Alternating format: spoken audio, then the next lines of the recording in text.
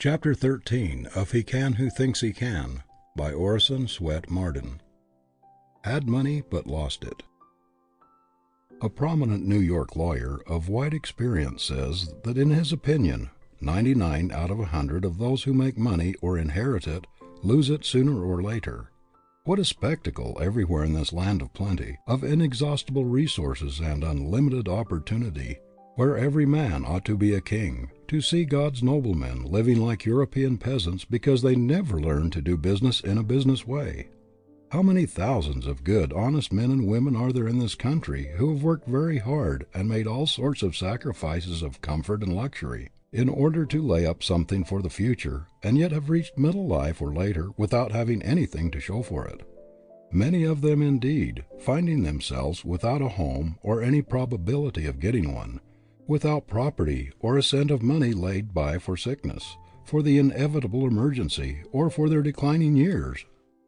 It seems incredible that a strong, sturdy, self-made man, who has had to fight his way up from poverty, and who feels the backache in every dollar he has earned, should let his savings slip through his fingers in the most foolish investments, with scarcely any investigation, often sending his money thousands of miles away to people he has never seen, and about whom he knows practically nothing, except through an advertisement which has attracted his attention, or through the wiles of some smooth, unprincipled promoter. Great numbers of vast fortunes in this country have been and are being built up on the very ignorance of the masses in regard to business methods. The schemers bank on it that it is easy to swindle people who do not know how to protect their property. They thrive on the ignorance of their fellows. They know that a shrewd advertisement, a cunningly worded circular, a hypnotic appeal will bring the hard earnings of those unsuspecting people out of hiding places into their own coffers. For the sake of your home, for the protection of your hard earnings, for your peace of mind, your self-respect, your self-confidence, whatever else you do, do not neglect a good solid business training, and get it as early in life as possible. It will save you from many a fall, from 1,000 embarrassments, and perhaps from the humiliation of being compelled to face your wife and children and confess you have been a failure. It may spare you the mortification of having to move from a good home to a poor one, of seeing your property slip out of your hands, and of having to acknowledge your weakness and your lack of foresight and thoughtfulness, or it may prevent your being made the dupe of sharpers.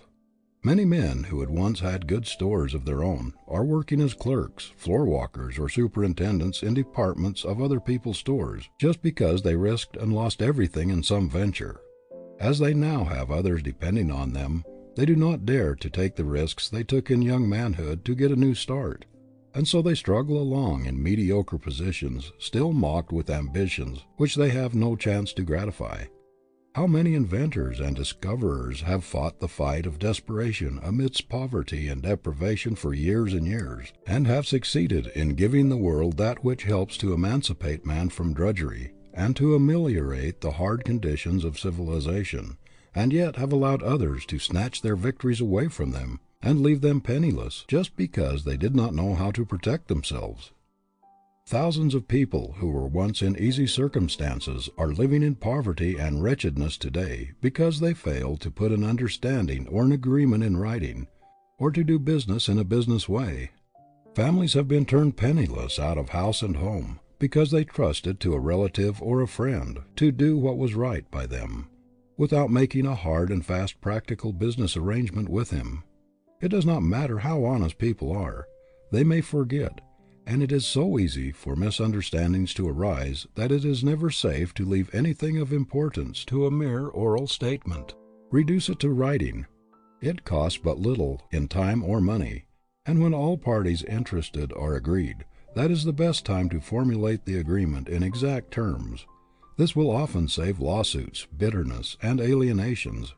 How many friendships have been broken because understandings were not put in writing? Thousands of cases are in the courts today for this reason, and a large part of lawyers' incomes is derived from them. Many people have a foolish idea that others, especially friends or relatives, will be sensitive and think their honesty questioned if they are asked to put their proposition or agreement or understanding in writing. It is not a question of confidence. It is a question of business.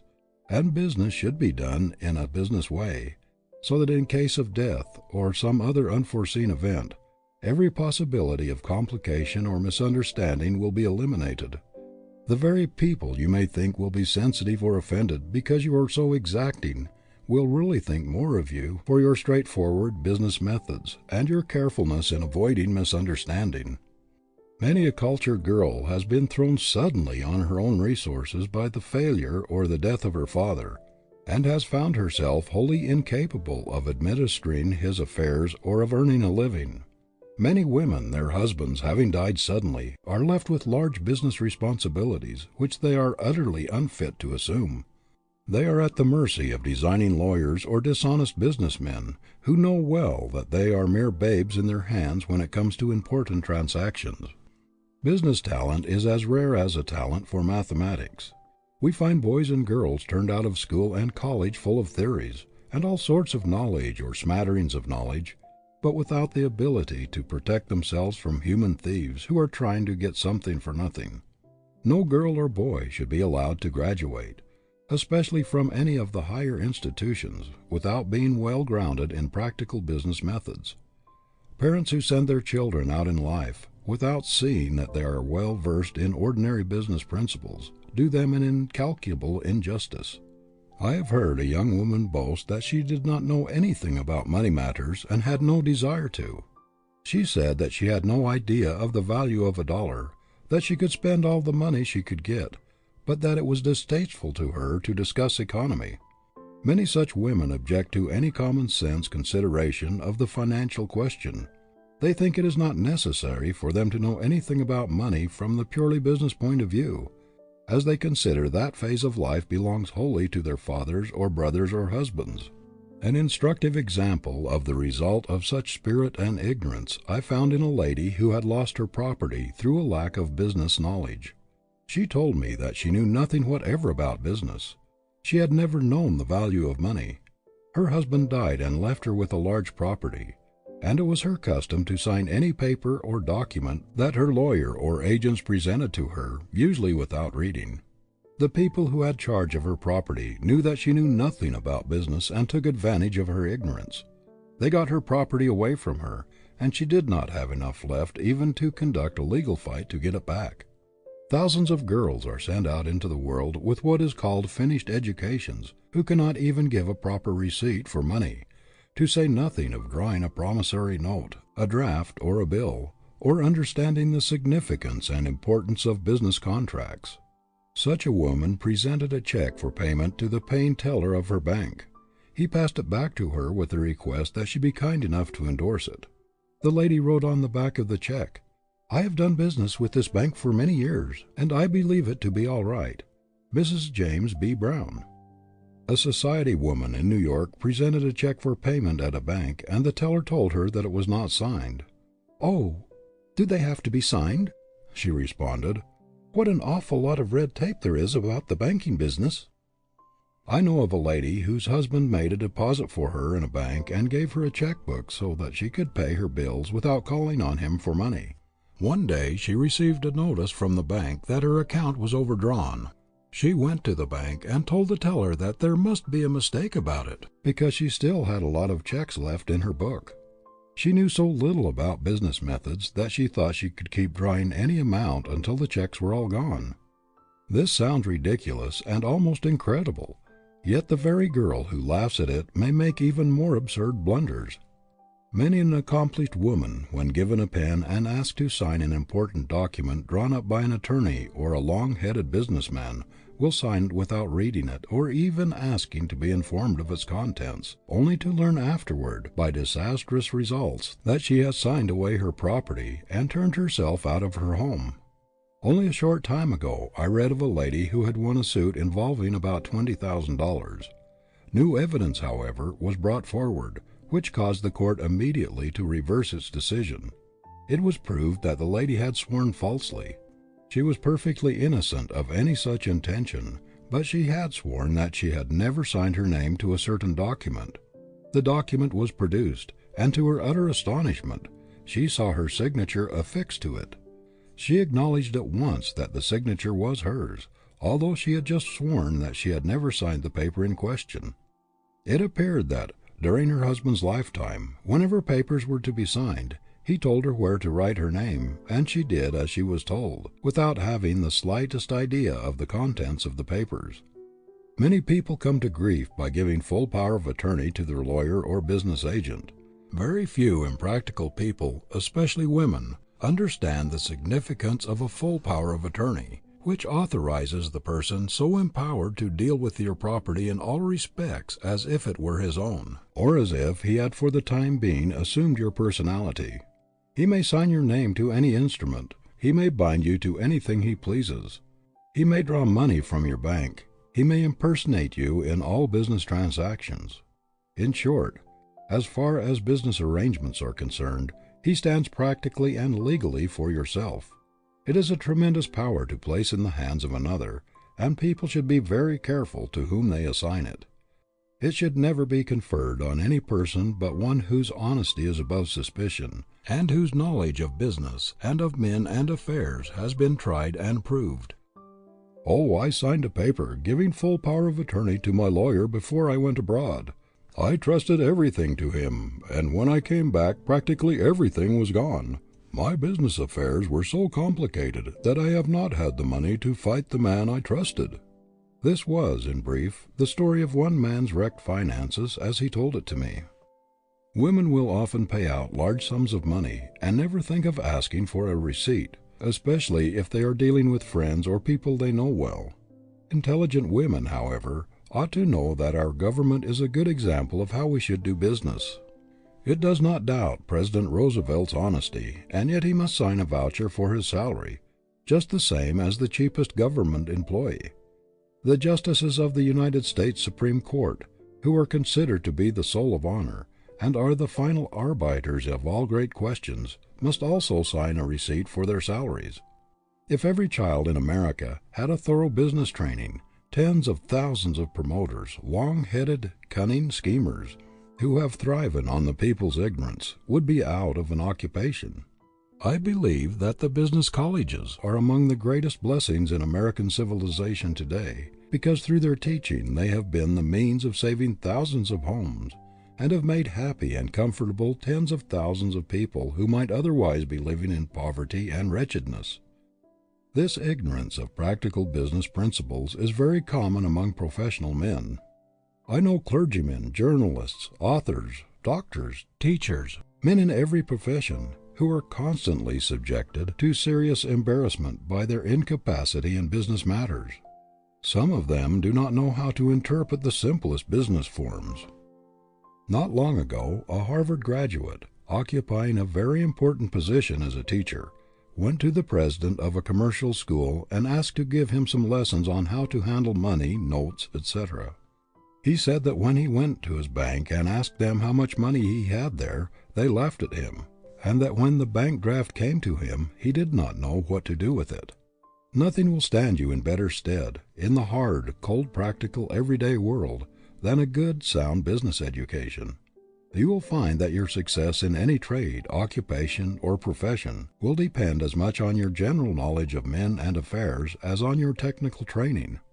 No matter what your vocation may be, you must be a businessman first, or you will always be placed at a great disadvantage in the practical affairs of life. We cannot entirely ignore the money side of existence any more than we can the food side, and the very foundation of a practical, successful life is the ability to know how to manage the money side effectively. It is infinitely harder to save money and to invest it wisely than it is to make it. And if, even the most practical men who have had a long training in scientific business methods, find it a difficult thing to hold on to money after they make it, what is likely to happen to people who have no practical training in business methods? End of chapter 13. Chapter 14 of He Can Who Thinks He Can by Orison Swett Marden. Sizing Up People. After Alexander the Great had conquered the Persians, he became suddenly very ill. One of his generals sent him a letter saying that his attending physician had resolved to poison him. He read the letter without the slightest sign of emotion and put it under his pillow. When the physician came and prepared medicine, Alexander said he would not take it just then, but told him to put it where he could reach it, and at the same time gave him the letter from his general. Alexander raised himself on his elbow and watched the physician's face with the most searching scrutiny, looking into his very soul, but he did not see in it the slightest evidence of fear or guilt. He immediately reached for the medicine bottle, and without a word drank its contents. The amazed physician asked him how he could do that after receiving such a letter. Alexander replied, "Because you are an honest man." Alexander was a remarkable student of human nature. He knew men and the motives which actuated them. He could read the human heart as an open book. The art of all arts for the leader is this ability to measure men, to weigh them, to size them up, to estimate their possibilities, to place them so as to call out their strength and eliminate their weakness. This is the epitaph which Andrew Carnegie has chosen for himself. "Here lies a man who knew how to get around him men much cleverer than himself." People wonder how a Morgan, a Harriman, a Ryan, a Wanamaker can carry on such prodigious enterprises. The secret lies in their ability to project themselves through a mighty system, and to choose men who will fit the places they are put in, men who can carry out their employer's program to the letter. Marshall Field was always studying his employees and trying to read their futures. Nothing escaped his keen eye. Even when those about him did not know what he was thinking of them, he was taking their measure at every opportunity. His ability to place men, to weigh and measure them, to pierce all pretense, amounted to genius. When he missed a man from a certain counter, he would often ask his manager what had become of him. When told that he was promoted, he would keep track of him until he missed him again, and then would ask where he was. He always wanted to see how near the man came to his estimate of him. He thus kept track of men of promise in his employ and watched their advancement. In this way he became an expert in human nature reading. Mr. Field would sometimes pick out a man for a position the choice of whom his advisers would tell him they thought was a mistake. But he was nearly always right, because he had a greater power of discernment than the others. He did not pay much attention to the claims of the applicant or to what he said, because he could see through the surface and measure the real man. He had a wonderful power for taking a man's mental caliber. He could see in which direction his strength lay, and he could see his weak points as few men could. A man who had been his general manager for many years once resigned very suddenly to go into business for himself. Without the slightest hesitation or concern, Mr. Field called to his office a man whom he had been watching, unknown to the man, for a long time. With very few words he made him general manager, and so great was his confidence that he had measured the man correctly that the very next day he sailed for Europe. He did not think it necessary to wait and see how this new manager turned out. He believed he had the right man and that he could trust him. He was not disappointed. Men who are capable of succeeding in a large way are shrewd enough to know that they do not know it all, shrewd enough to employ men who are strong where they are weak, to surround themselves with men who have the ability which they lack, who can supplement their weakness and shortcomings with strength and ability. Thus, in their combined power, they make an effective force. Many men, because of their inability to read human nature, duplicate their own weaknesses in their employees, thus multiplying their chances of failure. Few men are able to see their own weaknesses and limitations, and those who do not surround themselves with men who have the same weak links in their character, and the result is that their whole institution is weak. A leader must not only be able to judge others, but he must also be able to read himself, to take an inventory of his own strong points and weak points. Men who have been elected to high office or to fill very important positions at the head of great concerns because of their recognized ability have often disappointed the expectation of those who placed their hopes in them, simply because they could not read people. They may have been well educated, well posted, strong intellectually, may have had a great deal of general ability, but they lacked the skill to read men, to measure them, to weigh them, to place them where they belonged. Grant was cut out for a general, a military leader, but when he got into the White House he felt out of place. He was shorn of his great power. He could not use his greatest ability. He was obliged to depend too much upon the advice of friends. The result was that, as president, he did not maintain the high reputation he had made as a general.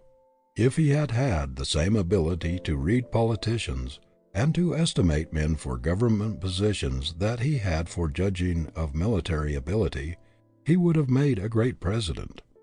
But he felt his weakness in the position which he was not fitted by nature to fill, and made the fatal mistake of putting himself into the hands of his friends. The young man starting out for himself ought to make a study of his power of penetration, of his character-reading ability. He ought to make it a business to study men, to estimate their capabilities and the motives which actuate them. He should scrutinize their actions, watch their tendencies in little things, and learn to read them as an open book. The involuntary acts and natural manner of a man indicate more than does his studied conversation. The eye cannot lie. It speaks the truth in all languages. It often contradicts the tongue. While the man is trying to deceive you with words, his eyes are telling you the truth. His actions are indicative of the real man, while the tongue may only represent the diplomat, the man who is acting. A very successful businessman in New York, noted for his ability to read men, will sometimes study an applicant for an important position for a long time, talking very little himself, but all the time trying to call the man out, watching every moment, scrutinizing every word, trying to read the motive behind every glance of the eye. His manner, everything, are all letters of the alphabet by which he spells out the real man. I have been in his office when he was measuring a man. It was a great lesson to watch his face as he seemed to read the applicant through and through, weigh him on the scale of his judgment, penetrate to the very marrow of his being, and estimate his capabilities and possibilities to a nicety. After a few minutes' conversation, and the man had passed out, he would tell me just how large that man was, what he was capable of doing, what his future would be, and what were his limitations. And he seldom makes a mistake. I have never known a man to succeed to any extent when he said there was nothing in him, and I have never known one to turn out badly when he endorsed him without reserve. We all know heads of business houses who work like slaves, dig and save, and yet do not make much headway, simply because they do not know how to surround themselves with the right men. Some men seem incapable of projecting system and order through their establishments. They may do their own work well, and then they strike their limitations. They are not good judges of human nature. Their discernment is not sharp. They are misled by conversational powers, display of education, and often place a theoretical man where only practical talent could succeed. They are likely to place a man of great refinement, sensitiveness, delicate makeup, in a position where a strong, robust, thick-skinned man is required, where an oversensitive soul will chafe and shrink from the cold, aggressive business methods necessary to effective, efficient management. People are continually being led into all sorts of unfortunate positions, entangling alliances and mortifying, embarrassing situations, because of their lack of ability to read human nature and to estimate character at a glance. Good people everywhere are being imposed upon and are losing their money in all sorts of foolish investments because of their ignorance of human nature. They are not able to see the rascal, the scoundrel behind the mask. They have not developed the power of discernment, the ability to see the wolf in sheep's clothing.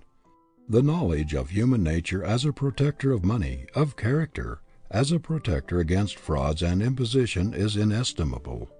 Gullible people are proverbial poor readers of human nature, and hence they are always open to imposition. Oily, cunning promoters are keen observers of human nature, and they can tell very quickly when they strike a good-natured, large-hearted professor, scholar, clergyman, or artist, who knows very little about business matters and who trusts everybody. They know that if they can only get an opportunity, they can very quickly make such a man believe almost anything. They know he will be an easy prey to their wiles and their keener knowledge of men. These promoters would not think of tackling a shrewd, level-headed businessman for their nefarious schemes, because he is too keen, too sharp, too good a judge of human nature.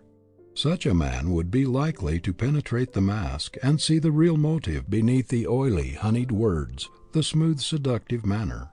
The ability to read people at sight is a great business asset. Expertness in reading human nature is just as valuable to a young lawyer as a knowledge of law.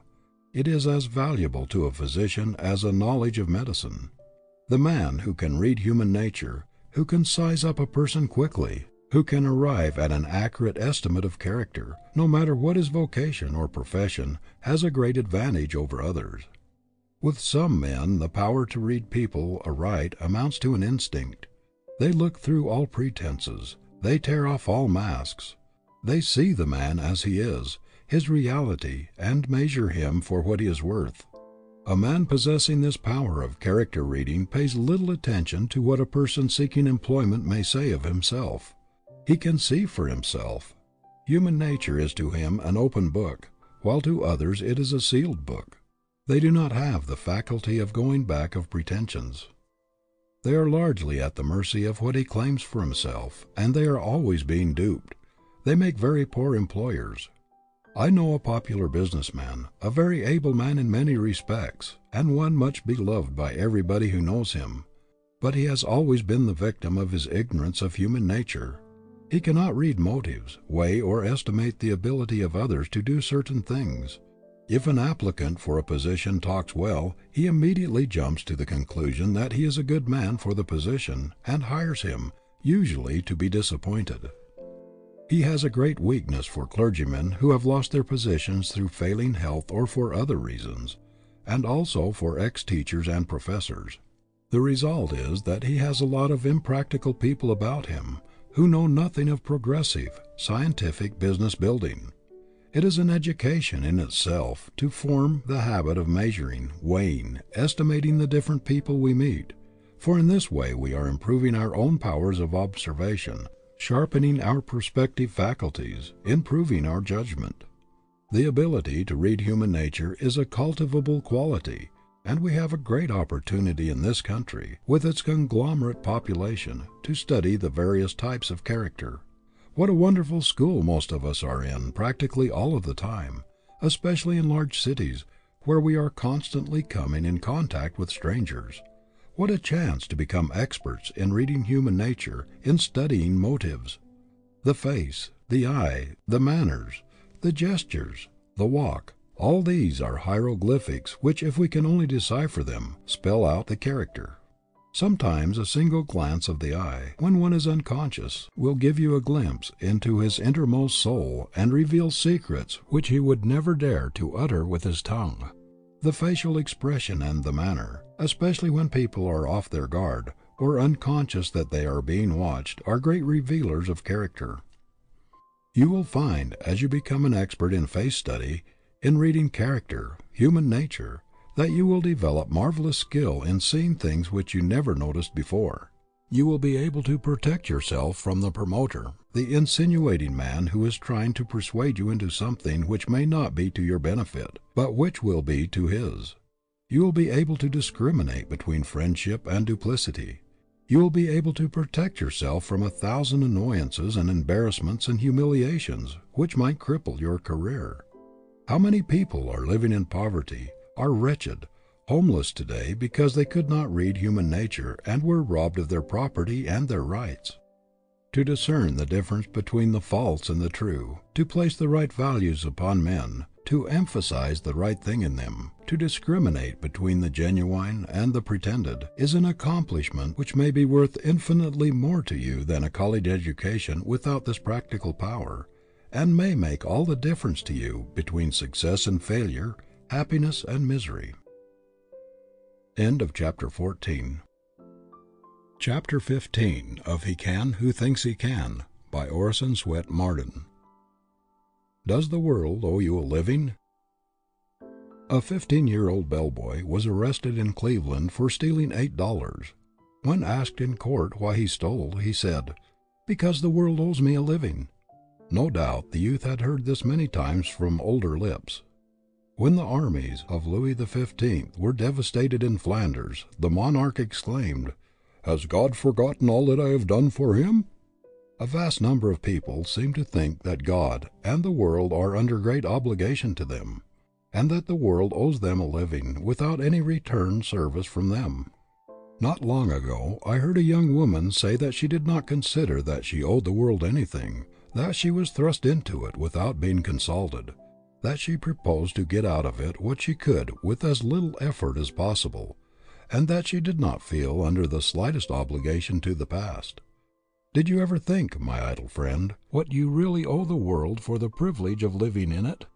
Did you ever think that all the civilizations of the globe have been working for you through all the ages up to the present moment, and that you are reaping the harvest of all the hard-working, sacrificing, suffering, drudging sowers that have preceded you? Can you look the workers of the world in the face and tell them that you intend to have all the benefits of their labor, to enjoy all the good things of the world without doing anything to compensate for them? The man who does not feel his heart throb with gratitude every day of his life for being born in the very golden age of the world, and who does not feel that he owes a tremendous debt to the past, to all the people who have struggled and striven and sacrificed before him, is not made of the right kind of stuff. In other words, he is not a man, and he ought to be treated as a drone, a thief of other men's labors. Everything that has gone before you enters into your life and time. You enjoy the sum of all the past every moment of your life. Think of the untold thousands who have laid down their lives to make possible the comforts, the blessings, and the immunities you now enjoy. Think of the rivers of blood that have been spilt, of the thousands who have perished or lived in the misery of prison and dungeon to purchase the liberties of speech and freedom of action which you enjoy today. How many lives have been lived in solitude and misery in order to develop sciences which are today beacon lights of the world? And think what multitudes of people are engaged in producing, manufacturing, and forwarding your clothing, your furniture, your food, the tropical fruits on your table, the foreign textiles, the bric-a-brac, and all the things which come from foreign lands to minister to your comfort and convenience. You buy an orange on the street for 2 or 3 cents, but did you ever think of what it had cost to bring it to you? Did you ever think of the number of people who have aided in its production and its transportation so that you might buy it for a few pennies? You get a yard of cotton for 10 cents, but did you ever think of the toil and hardships of the people in the South, of the operatives in the mill, the packers, shippers, and clerks who have handled and rehandled and shipped it by steamship and railroad that you might buy it for a song? Suppose these people who say that they owe the world nothing were obliged to make all the comforts and luxuries they enjoy. How long would it take them to produce even a lead pencil, a sheet of writing paper, a jackknife, a pair of spectacles, a pair of shoes, or a suit of clothes, representing an untold amount of drudgery and sacrifice? There is toil, struggle, and sacrifice in everything you purchase, everything you enjoy. How many thousands of people have worked like slaves to make it even possible for you to ride on a railroad or on a steamship? And how many lives have been sacrificed in order to reach the perfection and safety attained by modern trains and steamers, and to enable you to enjoy the comforts and luxuries which they provide? Wherever you go, tens of thousands of people have been preparing the way and getting things ready, guarding against danger, saving you trouble and drudgery, and yet you say that you do not consider yourself in debt to the world. If all the workers and all the wealth of the world today had been employed for thousands of years for your special benefit, to prepare for your reception upon the earth, they could not have provided the comforts, the conveniences, the facilities, the immunities, the luxuries which you found waiting for you when you were born, and for which you gave not even a penny or a thought. And yet you say that the world owes you this and the other, and that you owe it nothing. Did you ever think, my idle friend, that there are some things which are not purchasable with money? Do not deceive yourself by thinking that you will get something for nothing. All the laws of the universe are fighting such a theory. You must open an account with the world personally. No one else can pay the debt you owe. Whatever money or advantages your father or anyone else gets by his own efforts, nature has stamped untransferable. The law of the universe recognizes only one legal tender, and that is personal service. Whatever you get of real value you must pay for. The things that are done for you are delusions. You are a personal debtor to the world. When you were born, civilization opened an account with you. On one side of the ledger you find John Smith, debtor to all the past ages for the sum total of the results of the toil of the men and women who have lived and toiled before him, debtor to the privations, the sufferings, and the sacrifices of those who have bought freedom from bondage, immunity from slavery, emancipation from drudgery. You are debtor to all the inventions that have ameliorated the hard conditions of mankind and which have emancipated you from the same hard drudgery and stern conditions, the same narrow, limited life of your prehistoric ancestors. Who are you, Mr. Idler, that you claim a living from the world, when you have not earned the clothing you have on your back or the shelter which covers your head? Why should tens of thousands of people drudge and endure hardships and privations to produce all of the useful things, the beautiful things, the luxuries for you to enjoy without effort? You say the world owes you a living. What if the sheep should refuse to furnish its wool to cover your lazy back? The earth refuse to produce crops to fill your lazy stomach? The army of laborers refuse to let you take all the good things out of the world's great granary without putting anything back? What would become of you who have never lifted a finger to learn a trade, or to prepare yourself for a career, or to do work of any kind, if an edict were to come from the skies that would force you henceforth to do your share of the world's work or starve? Is he not a thief, an enemy of civilization, who thrusts his arm into the great world storehouse, pulling out all the good things he wishes, and refusing to put anything back in exchange?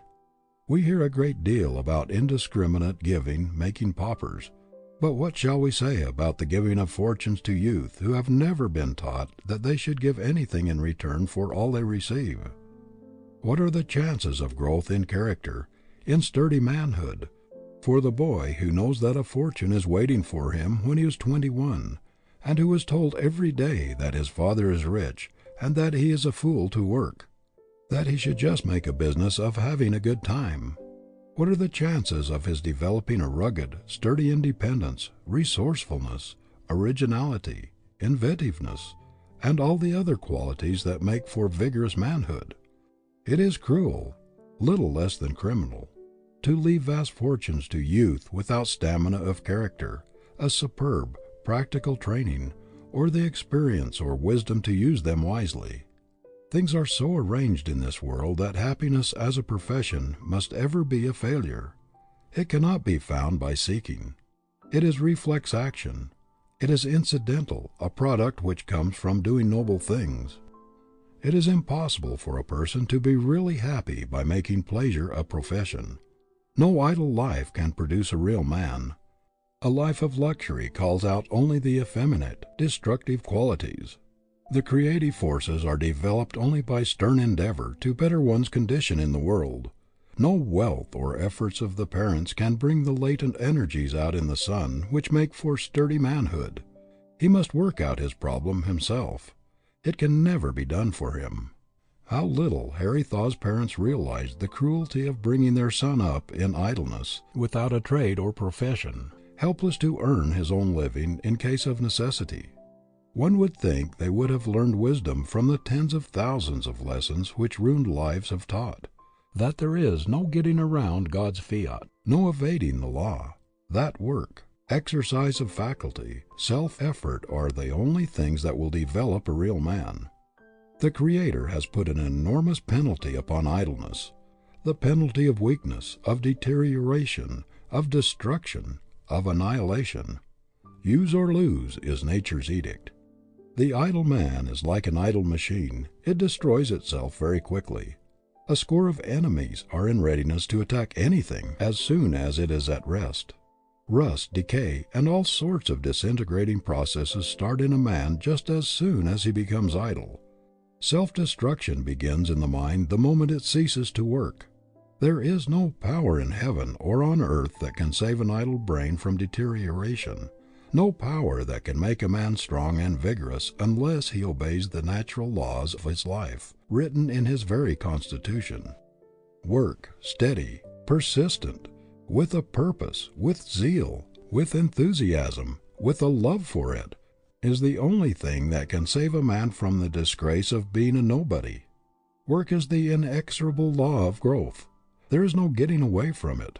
The time will come when an able-bodied man who has the audacity, the presumption, to try to get all the good things out of the world and give nothing in return will be looked upon as a monstrosity, an enemy to civilization, and will be ostracized by all decent people. The youth who thinks he is going to go through this world on what somebody else has produced or done and still develop into the highest type of a man is attempting to fight against his Maker. The very laws of the universe have made it forever impossible. Leave this vast, living, complicated machine idle, if you will. Try to divert it to some other use. Try to make a pleasure machine out of it when it was intended for a work machine, but all nature protests. One of the most demoralizing features of our American civilization today is found in the influence of the idle rich. Great human drones, who refuse to work, but who demand the best products of other men's labor and brains. I have heard rich fathers boast that necessity was the spur which made men of them, which gave them the foresight, the stamina, the shrewdness, the creative power, the ability necessary to make and protect their fortune, and yet they turn right around and leave a fortune to a son which is likely to take away his energy, to take the spring out of his ambition, to rob him of the zest, the enthusiasm which can only come from the exercise of earnest, honest effort. No man is so rich, no matter how honestly he got his money, as to be able to confer immunity from work upon his offspring. The very nature of things, the eternal law of the universe, has made it forever impossible for you to transfer the stamina, the vigorous manhood, the stability, the character, everything that is of real value which you have gained in your struggle to get on in the world, to your son or daughter. Your offspring owes a debt to civilization which goes back of the parent. It is a debt which can only be wiped out by the individual. It cannot be discharged by proxy. Personal effort is the condition of the child's development. It is the inevitable price of manhood. No, there are some things you rich fathers cannot do for your boy. There is a law of nature which prohibits it, an omnipotent principle which protests against it. If a phrenologist should examine the heads of the idle, grown-up sons of rich men, he would find very marked deficiencies, an underdevelopment of nearly all of the qualities which make strong men. He would usually find selfishness very largely developed, self-reliance, originality, inventiveness, resourcefulness, and all of the other qualities which are drawn out and strengthened only by self-help and the struggle to make one's way in the world, little developed. If he should compare them with the heads of their self-made fathers, he would find very marked inferiority, so marked that there would apparently be no relationship between the owners of the heads. The contrast would be as great as that between the hard, tough, firm fiber of the mountain oak and the fiber of soft, spongy sapling, which never struggled with the storm and tempest because sheltered by surrounding trees. How little a father realizes that it is one of the cruelest things he could do to his boy to practically rob him of the opportunity of making a real man of himself, of developing qualities which make strength, power, which build vigorous, stalwart manhood. There is something about the actual making of one's way in the world, of burning behind one all bridges which others have built, throwing away all crutches and refusing to lean, to be boosted, refusing all assistance and standing erect upon one's own feet, thinking his own thoughts, fighting his own battles, bringing out his own latent possibilities by actual exercise, bringing into action every bit of one's inventiveness, resourcefulness, ingenuity and originality, tact, that makes a man strong, vigorous and stalwart, which indicates that this is the normal life of a man, the only life which can develop the true man. The army of inefficients, the namby-pambies, the dressed-up nobodies, with soft hands and softer heads, who are expert only in saying silly nothings to silly women, or in the practice of some useless fad, the amount to nothings everywhere, ought to convince you that there is no way of getting something for nothing. If you will not do a man's work, if you will not pay a man's price for manhood, you will be only an apology for a man. Of course, you can live the life of the idle if you will. If you are the son of a foolish rich father, no one may be able to hinder you, but you must take the idler's reward. You must go through life branded with the shame, labeled with the weakness, marked with the deformities of idleness. You must pay the penalty of your choice and be a nobody. End of chapter 15. Chapter 16 of He Can Who Thinks He Can, by Orison Swett Marden. What has luck done for you? Fortune brings in some boats that are not steered. People may say what they will about there not being such a thing as luck or chance, but we must all admit there is such a thing. We must all concede that things over which a man has no control, unforeseen happenings or events with which he has had nothing to do and on which he had not calculated, often change the whole course of his career. Good position do not always come by merit, or as the result of one's own direct efforts. It is now a poor laboring man or washerwoman who falls heir to a fortune by the death of some relative, or again, it is a poor girl who is suddenly raised to wealth and what the world calls high position by marrying a man of rank or fortune. Every schoolboy knows that there is a great advantage in being in the right place in just the nick of time, and that being there is often a matter of chance. Men are constantly being moved up into positions which they did not get wholly by merit. Their elevation is due, perhaps, to a railroad accident, a stroke of paralysis, or the death of men in high places. We had a striking instance of this recently in the death of two presidents of the Long Island Railroad within a few months, which led to unexpected promotions. Everyone knows that men are constantly being put at the head of large concerns because of kinship with the owners of the business, when perhaps a score of those who are working in the establishments at the time are much better fitted to fill the positions. But after all, who will be foolish enough to say that man is the toy of chance, or that true success is the result of accident or fate? No, luck is not God's price for success, nor does he dicker with men. When we consider the few who owe fortune or position to accident or luck, in comparison with the masses who have to fight every inch of the way to their own loaves, what are they in reality but the exceptions to the rule that character, merit, not fate or luck, or any other bogey of the imagination, controls the destinies of men? The only luck that plays any great part in a man's life is that which inheres in a stout heart, a willing hand, and an alert brain. What has chance ever done in the world? Has it invented a telegraph or telephone? Has it laid an ocean cable? Has it built steamships or established universities, asylums, or hospitals? Has it tunneled mountains, built bridges, or brought miracles out of the soil? What did luck have to do with making the career of Washington, of Lincoln, of Daniel Webster, of Henry Clay, of Grant, of Garfield, or of Elihu Root? Did it help Edison or Marconi with his inventions? Did it have anything to do with the making of the fortunes of our great merchant princes? Do such men as John Wanamaker, Robert Ogden, or Marshall Field owe their success to luck? Many a man has tried to justify his failure on the ground that he was doomed by the cards which fate dealt him, that he must pick up and play the game, and that no effort, however great on his part, could materially change the result.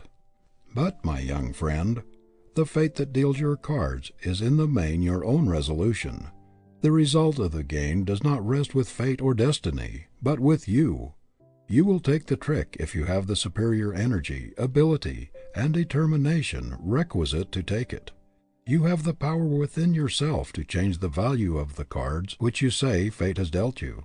The game depends upon your training, upon the way you are disciplined to seize and use your opportunities, and upon your ability to put grit in the place of superior advantages. Just because circumstances sometimes give clients to lawyers and patients to physicians, Put commonplace clergymen in uncommon pulpits, and place the sons of the rich at the head of great corporations even when they only have average ability and scarcely any experience, while poor youths with greater ability and more experience often have to fight their way for years to obtain ordinary situations. Are you justified in starting out without a chart or in leaving a place for luck in your program? What would you think of a captain of a great liner who would start out to sea without any port in view and trust to luck to land his precious cargo safely? Did you ever know of a strong young man making out his life program and depending upon chance to carry out any part of it? Men who depend upon luck do not think it worthwhile to make a thorough preparation for success. They are not willing to pay the regular price for it. They are looking for bargains. They are hunting for shortcuts to success. We hear a great deal about Roosevelt's luck, but what would have it availed him if he was not ready for the opportunity when it came, if he had not trained himself through years of persistent drill to grasp it, if he had not been prepared to make the best use of it? I have never known a man to amount to much until he cut out of his vocabulary such words as good luck and bad luck, and from his life maxims all the I can't words and the I can't philosophy. There is no word in the English language more misused and abused than luck. More people have excused themselves for poor work and mean, stingy, poverty-stricken careers by saying luck was against them than by any other plea. That door ahead of you, young man, is probably closed because you have closed it by lack of training, by lack of ambition, energy, and push. While perhaps you have been waiting for luck to open it, a pluckier, grittier fellow has stepped in ahead of you and opened it himself. Power gravitates to the man who knows how. Luck is the tide, nothing more. The strong man rows with it if it makes toward his port. He rows against it if it flows the other way. When Governor John A. Johnson of Minnesota was asked, "How do you account for your success?" he answered simply, "I just tried to make good." You will find 999 times out of 1,000 that the man who tries to make good is the lucky man. Young Johnson had to fight against poverty, heredity, and environment, everything that could be put forward as an excuse for bad luck or no chance. Yet in his hard battle with fate, he never once faltered or whined or complained that luck was against him. One of the most unfortunate delusions that ever found its way into a youth's brain is that there is some force or power outside of himself that will, in some mysterious way, and with very little effort on his part, lift him into a position of comfort and luxury. I never knew anyone who followed the ignis fatuus, luck, who did not follow it to his ruin. Good luck follows good sense, good judgment, good health, a gritty determination, a lofty ambition, and downright hard work. When you see horses in a race, you know perfectly well that the one in the lead is ahead because he has run faster than the others, and you would not have much sympathy for the horse behind it if he should bemoan his fate and declare that the horse ahead had a snap. When you see anyone doing better than you are doing under similar circumstances, just say to yourself, "There must be some reason for it. There is a secret back of it, and I must find it out." Do not try to ease your conscience or lull your ambition by pleading hard luck for yourself or good fortune for another. Napoleon said that God is always on the side of the strongest battalions. He is always on the side of the best prepared, the best trained, the most vigilant, the pluckiest, and the most determined. If we should examine the career of most men who are called lucky, we should find that their success has its roots far back in the past, and has drawn its nourishment from many a battle in the struggle for supremacy over poverty and opposition. We should probably find that the lucky man is a closer thinker than the unlucky man, that he has a finer judgment, that he has more system and order, that his brain acts more definitely and concisely, that he thinks more logically, more vigorously, and that he is more practical. Life is not a game of chance. The Creator did not put us where we would be the sport of circumstances, to be tossed about by a cruel fate, regardless of our own efforts. End of chapter 16. Chapter 17 of He Can Who Thinks He Can, by Orison Swett Marden. Success with a Flaw. Just now the American people are receiving some painful lessons in practical ethics, said President Nicholas Murray Butler recently. They are having brought home to them with severe emphasis the distinction between character and reputation. Of late we have been watching reputations melt away like snow before the sun. Put bluntly, the situation which confronts the American people today is due to the lack of moral principle. Never before in the history of our country have the American people received a greater shock to their faith in human nature than during the past year, by the exposure of the diabolical methods practiced by men in high places upon an admiring and unsuspecting people. Every little while the public press throws X-rays upon the characters of men who have long stood high and spotless in the public eye, and have been looked up to as models of manhood, men of honorable achievement, revealing great ugly stains of dishonor, which, like the blood spot on Lady Macbeth's hands, all the oceans of the globe cannot wash out. A tiny flaw sometimes cuts the value of an otherwise $1,000 diamond down to $50 or less. The defect is not noticeable to the average person. It is only the fatal magnifying glass that will detect it, and yet its presence is a perpetual menace to the commercial value of the stone. A great many human diamonds, which a little while ago were thought to be flawless brilliants of the first water, and which dazzled the financial and social world, when the microscope of official scrutiny was turned upon them, were found to contain great ugly flaws. A United States Senator, 70 years of age, was recently sentenced to serve a term in prison, besides paying a fine, for his connection with great land frauds. Still another senator and several representatives have been indicted for crooked work in connection with their exalted positions. Congressmen have been convicted of land frauds and army officers of speculation. The exposure of post office contracts and the notorious cotton statistics leak, not long ago, showed that minor officials had sold themselves to manufacturers and Wall Street brokers. Think of the men at the head of great public trusts juggling with sacred funds, not only taking for themselves from the hard-earned savings of the poor salaries 2 or 3 times as great as that of the President of the United States, but also giving enormous salaries to a large number of their relatives out of these same sacred funds of those who have struggled for years to make possible a better condition for those who should survive them. Think of their paying out hundreds of thousands of dollars for secret services of suspicious nature, and using trust funds to effect stock manipulations for private gain. Was there ever before such a shameful story spread before Americans? Were people ever before so mercilessly betrayed by men they looked up to, admired, and implicitly trusted? Never before has there been such colossal stealing carried on so brazenly and openly by men in high positions. Some of these men, when they appeared in public a year ago, were applauded to the echo. Wherever they went they were followed by admiring crowds. Some months ago I saw one of them, a man who has been for many years a great public favorite, at a reception in the White House. He was pointed out by guests and seemed to attract almost as much attention as the President himself. People seemed to regard it as a great honor to be introduced to him. Now he would hardly dare to appear before an audience for fear of being hissed.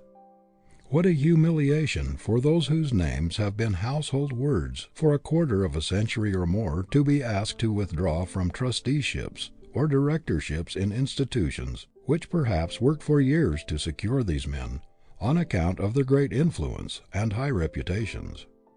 What is there left worth living for when a man has lost the finest, the most sacred thing in him, and when he has forfeited the confidence and respect of his fellow men? Is there any quality which inheres in dollars that can compensate for such a loss? Is there anything which ought to be held more precious than honor or more sacred than the esteem and confidence of friends and acquaintances? The man who has nothing which he holds dearer than money or some material advantage is not a man. The brute has not been educated out of him. The abler a man and the more money he has, the more we despise him if he has gotten that money dishonestly, because of the tremendous contrast between what he has done and what he might have done. What the world demands of you, whatever your career, whether you make money or lose it, whether you are rich or poor, is that you be a man. It is the man that gives value to achievement. You cannot afford success with a flaw in it. You cannot afford to have people say of you, Mr. Blank has made money, but there is a stain on it. It is smirched. It has cost him too much. He exchanged his manhood for it. Every human being has it within his power to keep the foundation under him, his manhood, absolutely secure under all circumstances. Nothing can shake that but himself. The citadel can never be taken until he himself surrenders the keys. Calumny, distraction, slander, or monetary failure cannot touch this sacred thing. Every man, whether in private or public life, should so carry himself before the world that he will show in his very face and manner that there is something within him not for sale, something so sacred that he would regard the slightest attempt to debauch it as an unpardonable insult. He should so carry himself that no one would even dare to suggest that he could be bought or bribed. Who was so corrupt during the Civil War that he would have dared to attempt to bribe Abraham Lincoln? There was something in that face that would have cowed the hardest character. Who would be bold enough to presume to bribe our present president? Many a one has failed because he was not a man before he was a merchant or a lawyer or a manufacturer or a statesman, because character was not the dominating influence in his life. If you are not a man first, if there is not a man behind your book, behind your sermon, behind your law brief or your business transaction, if you are not larger than the money you make, the world will expose and despise your pretense and discount your success. History will cover up your memory no matter how much money you leave. That is the lesson of the startling disclosures of late. These men whose reputations have melted away so rapidly, men who have had such a drop in the public regard, were not real men to start with. There were flaws in their character foundations, and the superstructures of their achievement have fallen before the flood of public indignation. Those criminals in high places are beginning to realize that no smartness, brilliancy, genius, scheming, long-headed cunning, bluffing, or pretense can take the place of manhood or be a substitute for personal integrity. There are men in New York today whose names have been a power, who would give every dollar they have for a clean record, if they could wipe off all of their underhanded, unquestionable methods from the slate and start anew. But there is no way to buy a good name. It is above riches and beyond the price of rubies. How many men there are today in high positions who are in perpetual terror lest something should happen to expose the real facts of their lives, something which would pierce their masks and reveal them in their true light.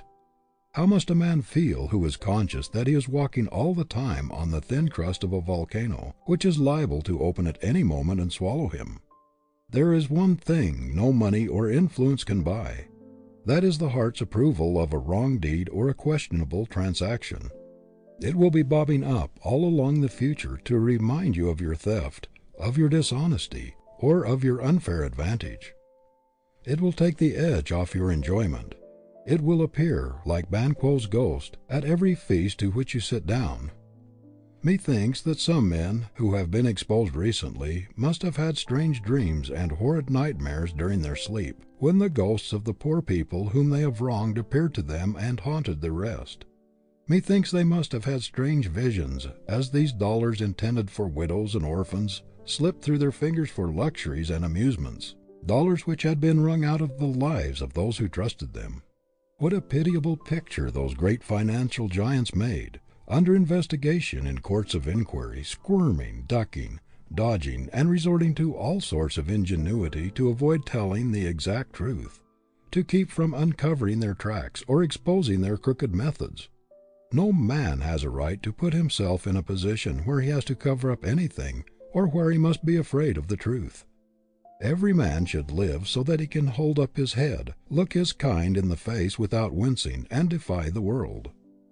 A man went to President Roosevelt before the last presidential election and told him that someone had unearthed a letter of his which would be extremely damaging to his canvass were it made public, and that with a little diplomacy the damaging part of the letter could be suppressed.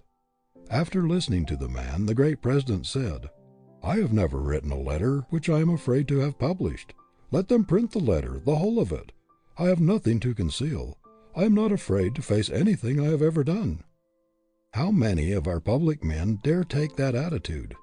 Isn't it a disgrace to this fair land that there are men in our Senate and House of Representatives, and in almost every legislature, whose votes and influence can be bought, and upon whose honor there is a price?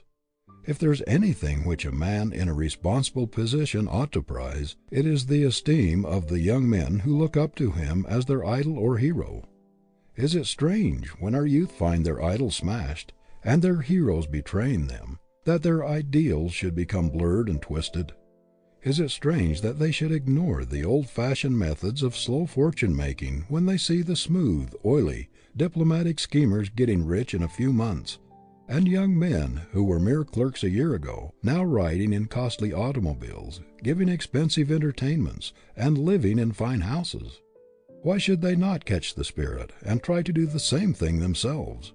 You wrongdoers in high places, if you should live as long as Methuselah, should devote every minute of balance of your lives to doing good, and should give every farthing of your wealth to charity, you could not repair the damage you have done in crushing the ideals of these tens of thousands of youths who have looked up to you as their models of successful men. How can you escape responsibility for the crookedness which may be repeated in their lives when they shall come to fill these high positions which you now hold? They thought that square dealing, honesty, and integrity had been the secrets of your success, and now they see it was won by your smooth, oily, cunning dishonesty, your ability to deceive, to cover your tracks, and to live a double life. Who but yourselves will be responsible for the cracks in their characters which may come from the terrible shaking of their confidence in humanity? But, young men, don't lose your faith in humanity. Don't let your fallen idols shake your faith in your fellow man, for the great majority of people are honest. Let these terrible examples that have been recently held up to you make you all the more determined to build your own superstructure on the eternal rock of right and justice. Let the man in you stand out so boldly in every transaction that the deed or task you do, however great, will look insignificant in comparison. Get what you can and keep your own good name, not a penny more. $1 more than that would make your whole fortune valueless. If there is a pitiable sight in the world, it is that of a man with executive ability, sagacity, and foresight to make a clean fortune, yet using his energies and abilities in making a dirty one, a fortune which denounces and condemns him and is a perpetual disgrace to himself and his family. The right ought to thunder so loudly in a man's ears, no matter what the business or transaction in which he is engaged, that he cannot hear the wrong or baser suggestion. Men have two kinds of ambition, one for dollar making, the other for life making. Some turn all their ability, education, health, and energy toward the first of these, dollar making, and call the result success. Others turn them toward the second, into character, usefulness, helpfulness, life making, and the world sometimes calls them failures, but history calls them successes. No price is too great to pay for an untarnished name. The highest service you can ever render the world, the greatest thing you can ever do, is to make yourself the largest, completest, and squarest man possible. There is no other fame like that, no achievement like that. End of chapter 17. Chapter 18 of He Can Who Thinks He Can, by Orison Swett Marden. Getting away from poverty. Those who have the misfortune to be rich men's sons are heavily weighted in the race, says Andrew Carnegie. The vast majority of rich men's sons are unable to resist the temptations to which wealth subjects them, and they sink to unworthy lives. It is not from this class that the poor beginner has rivalry to fear. The partner's sons will never trouble you, the poor boys, much, but look out for some boys poorer, much poorer than yourselves, whose parents cannot afford to give them any schooling, do not challenge you at the post and pass you at the grandstand. Look out for the boy who has to plunge into work directly from the common school, and who begins by sweeping out the office. He is the probable dark horse that will take all the money and win all the applause. The struggle to get away from poverty has been a great man developer. Had every human being been born with a silver spoon in his mouth, had there been no necessity put upon him to work, the race would still be in its infancy. Had everybody in this country been born wealthy, ours would be one of the dark ages.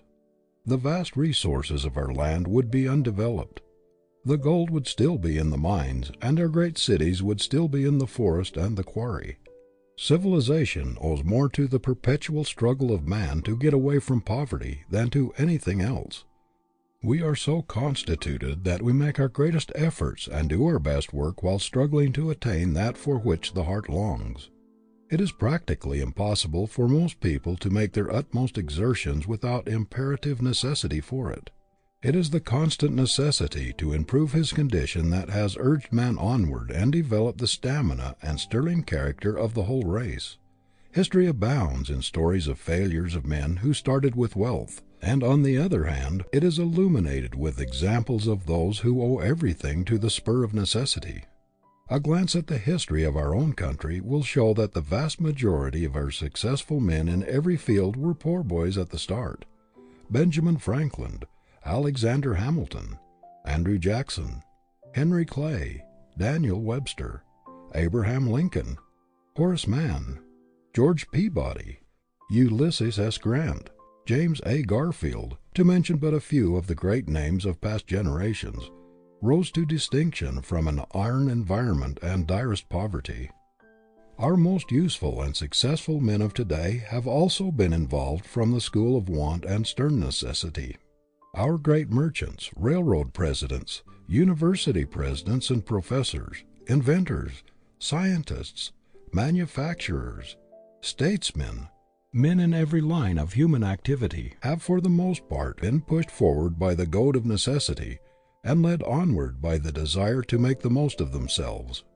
A youth born and bred in the midst of luxury, who has always leaned upon others, who has never been obliged to fight his way up to his own loaf, and who has been coddled from his infancy, rarely develops great stamina or staying power.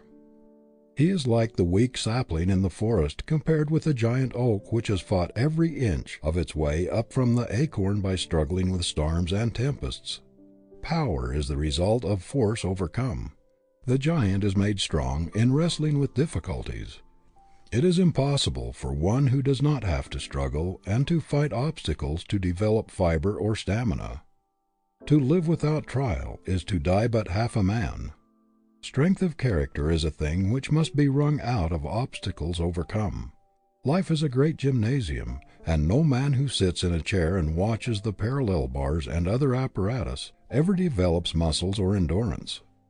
A father, by exercising for his son while he sits down, will never develop his muscle. The son will be a weakling until he uses the dumbbells and pulley weights himself. How many fathers try to do the exercises for their boys, while they sit on soft benches or easy chairs, watching the process? And still those fathers wonder that their boys come out of the gymnasium weak, with as soft and flabby muscles as they had when they entered. Isn't it strange that so many successful men who take pride in having made themselves, and consider it the most fortunate thing in the world that they were thrown upon their own resources, and were obliged to develop their independence and stamina and self-reliance, should work so hard to keep their children from having the same experience? Isn't it strange that they should provide crutches so that it will be all the more difficult for them to walk alone? That they should take away the strongest possible motive for development of power by making it unnecessary for them to strive, by providing for every want and guarding them on all sides by wealth? A famous artist, who was asked if he thought a young man who was studying with him would make a great painter, replied, "No, never. He has an income of £6,000 a year."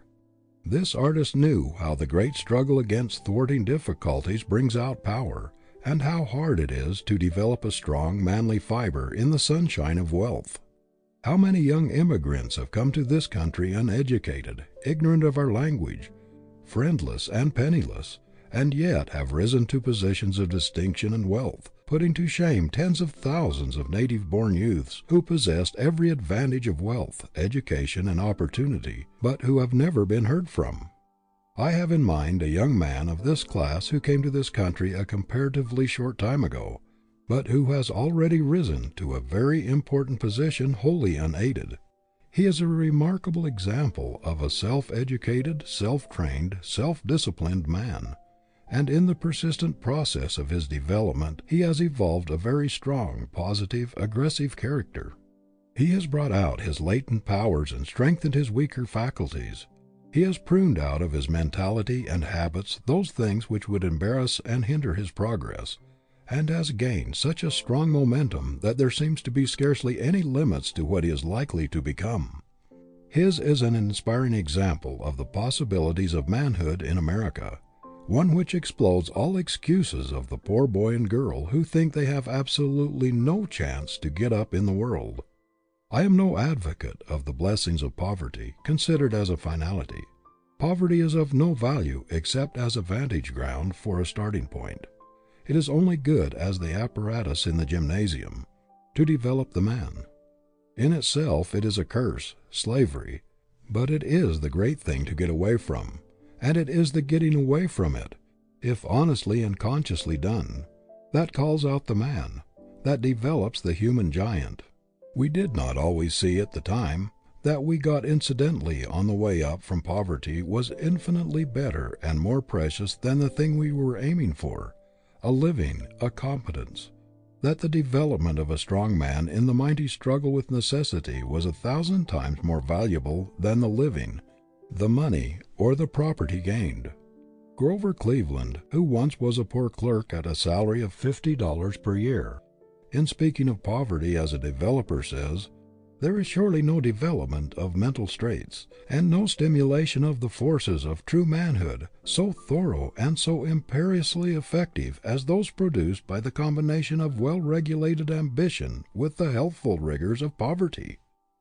It is the student who has to struggle hardest to obtain an education that gets the most discipline and good out of it. Boys who are born scholars, and who only need to read a lesson over to know it and to be able to pass an examination upon it, do not derive half so much from their college course as do those who have to fight hard for everything they get. It is not, as a rule, the youth who has a regular income and every want supplied by indulgent parents who make the most of his opportunities at college, but the one who has to work his way through, who has to toil in college and out to make his expenses, or else go without an education. What would the average youth do if he were not compelled by necessity to work, if he were not obliged to exert himself in order to get the thing he wants? If he already has all he wants, why should he struggle for more?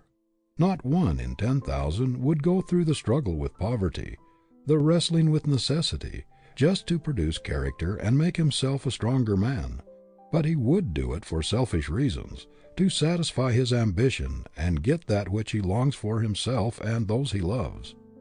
"I am not wasting my sympathy on the children of the poor," says U.S. Senator J.P. Dolliver, once a poor boy himself. "What little sympathy I have I will give to the children of the rich.